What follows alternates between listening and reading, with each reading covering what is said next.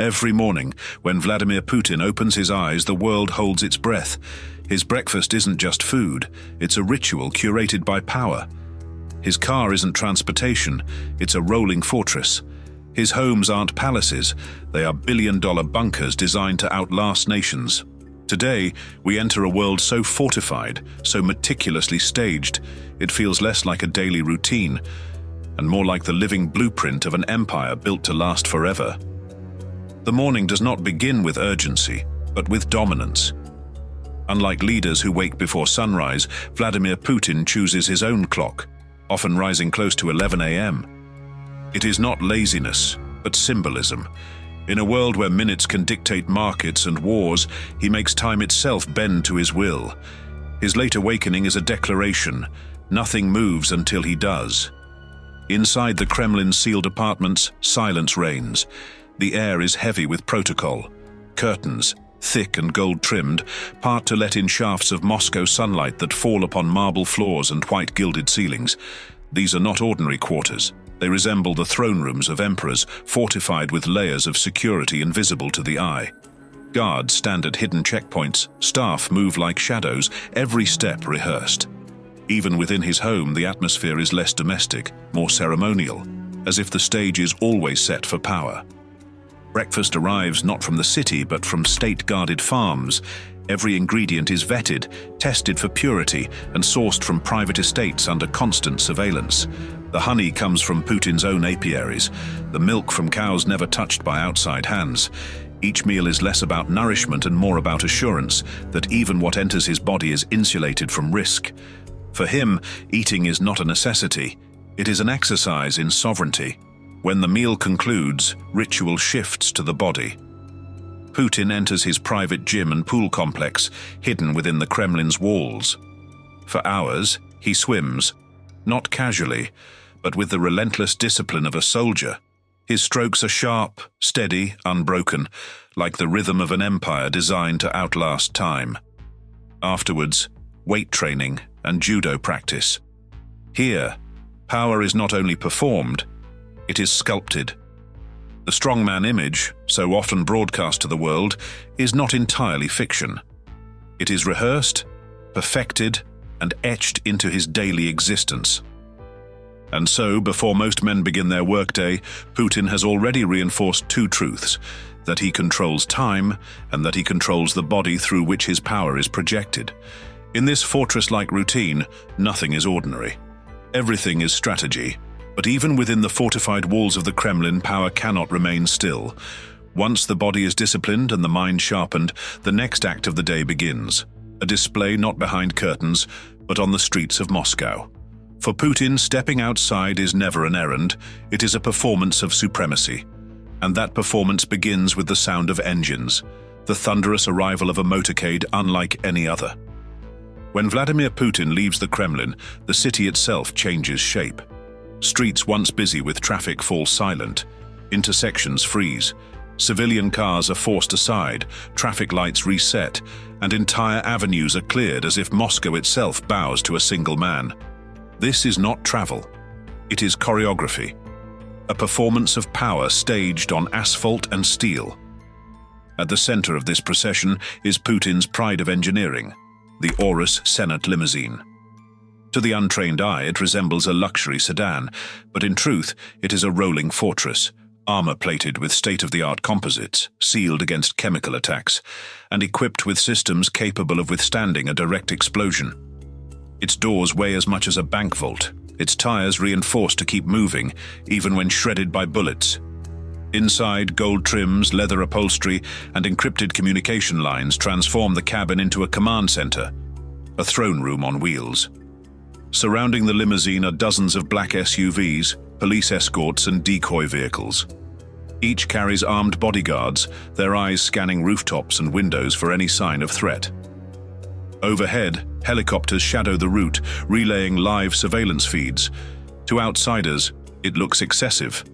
To Putin, it is ritual, a rolling shield that ensures no angle, no street corner, no rooftop goes unwatched. The convoy itself stretches like a steel serpent across Moscow's avenues. Pedestrians stop and stare. knowing what the black-clad motorcade represents. In that moment, the city belongs not to its millions of citizens, but to one man. Every ignition, every siren, every engine growl serves a single purpose: to remind the world that Vladimir Putin does not commute. He arrives. And when he does, an entire capital stands still. But the motorcade is only the overture, a show of strength for the public eye. Its destination is where true power resides. As the armored doors open and Putin steps out, the golden gates of the Kremlin welcome him into a world few ever glimpse. Beyond these walls lies not just a government building, but a command center of empire, a place where decisions made in hushed voices can rattle the globe. By late morning, the fortress walls of the Kremlin become the stage of Putin's daily command. His arrival is no casual commute. It is a passage into the very core of Russian power. Inside, the gilded halls are alive with anticipation. Ministers, oligarchs, and generals line up with reports in hand, each awaiting their moment before the man who can alter their fortunes with a single decision.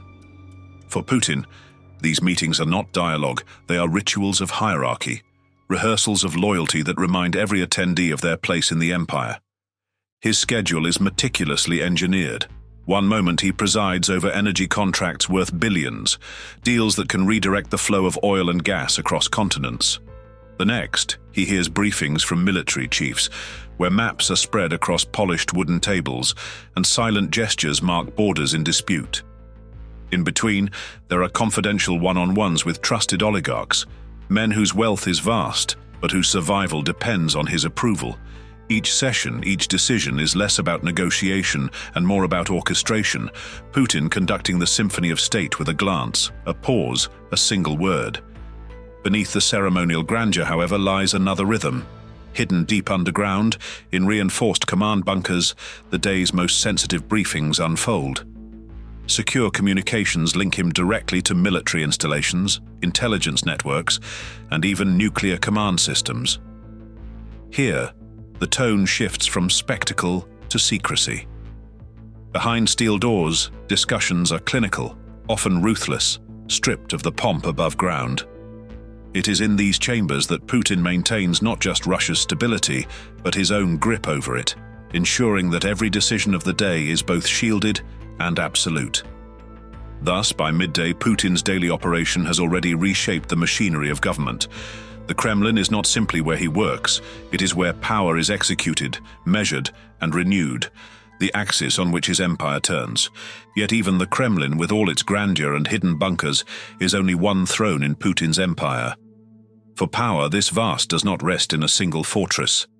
It sprawls across the land like a hidden constellation of wealth, palaces on remote coastlines, estates shielded by forests, and residences that rival royal courts in scale and secrecy.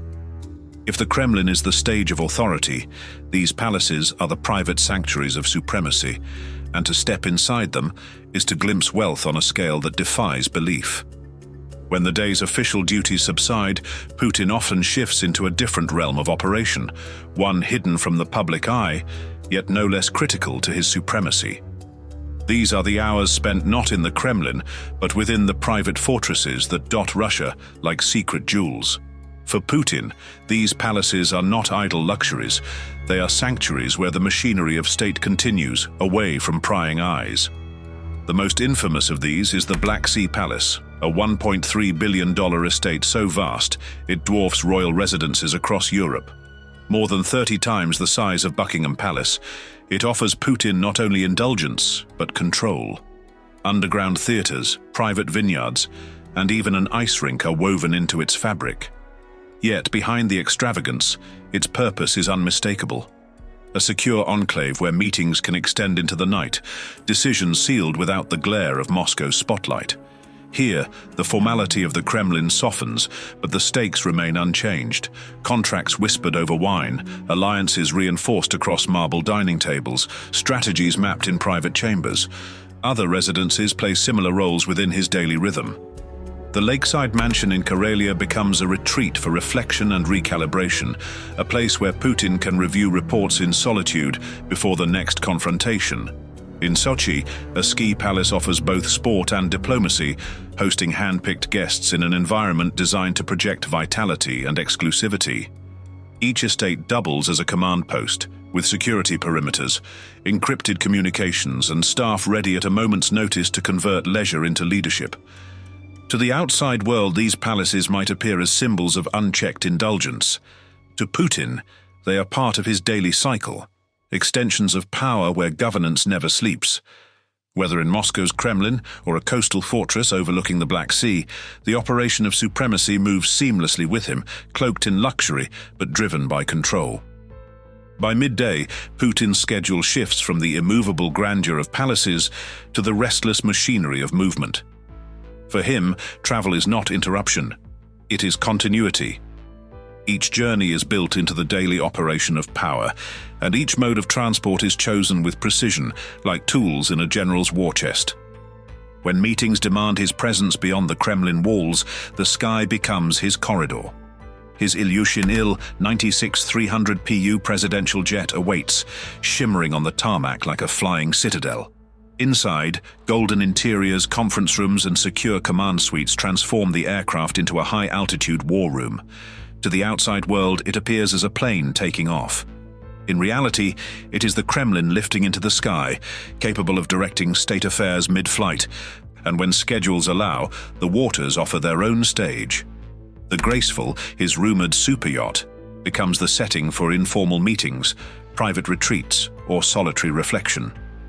Drifting along coasts, it carries with it the same level of security as a landlocked palace, its decks doubling as both leisure space and floating command center.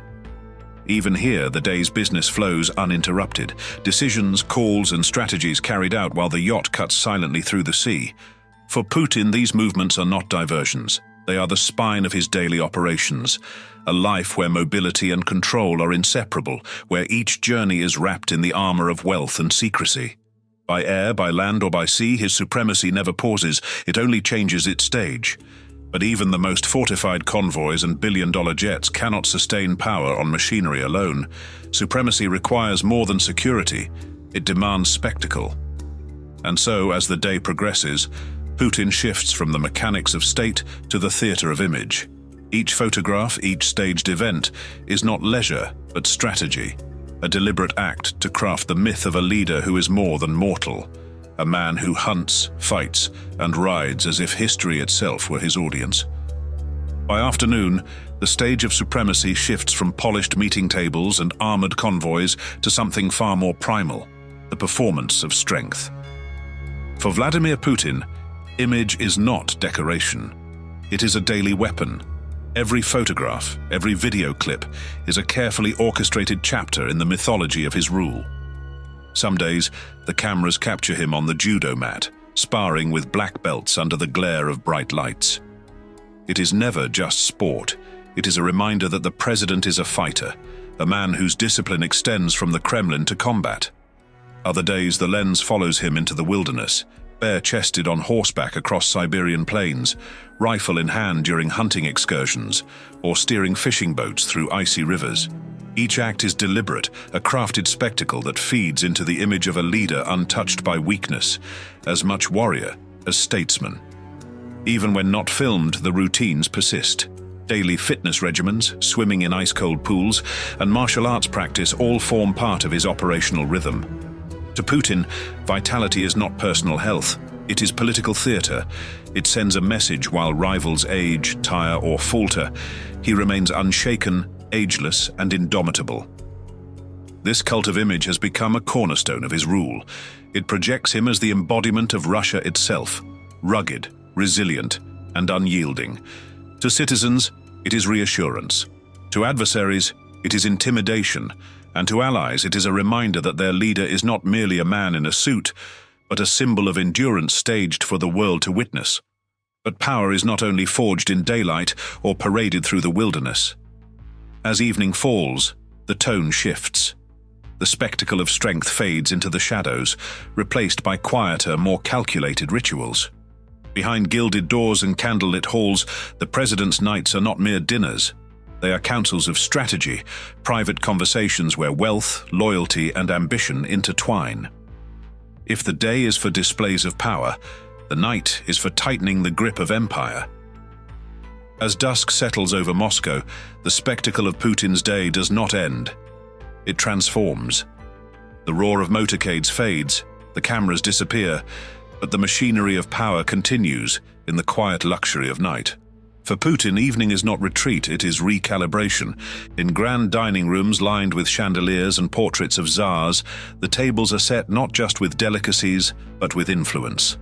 Fine wines from his private Black Sea vineyards, caviar of the rarest quality, and dishes prepared by chefs flown in from across the world. Every meal is an event, a performance of wealth disguised as routine. It is in these rooms, often past midnight, that Putin's empire flexes its quietest yet most decisive muscle, and when the final glass is emptied and the last hand shaken, the night concludes not in exhaustion, but in control. The empire, recalibrated once again, stands ready for the dawn. For Vladimir Putin, night is not an ending. It is the reinforcement of a cycle that ensures his supremacy remains untouchable.